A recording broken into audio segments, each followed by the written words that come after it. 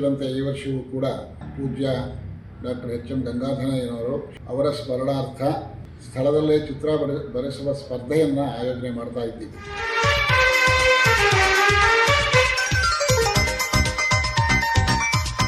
ಇಡೀ ತುಮಕೂರು ನಗರದ ಹೊರಗಡೆ ಎಲ್ಲ ಶಾಲಾ ಕಾಲೇಜಿನ ವಿದ್ಯಾರ್ಥಿಗಳು ಇಲ್ಲಿ ನಮ್ಮ ಆವರಣದೊಳಕ್ಕೆ ಬಂದು ಸ್ಥಳದಲ್ಲೇ ಚಿತ್ರವನ್ನು ಬಿಡಿಸಿ ಇಲ್ಲಿ ನಡೆಯುವ ಸ್ಪರ್ಧೆಯಲ್ಲಿ ಭಾಗವಹಿಸೋಕ್ಕೆ ಅವಕಾಶ ಮಾಡಿಕೊಡ್ತೀವಿ.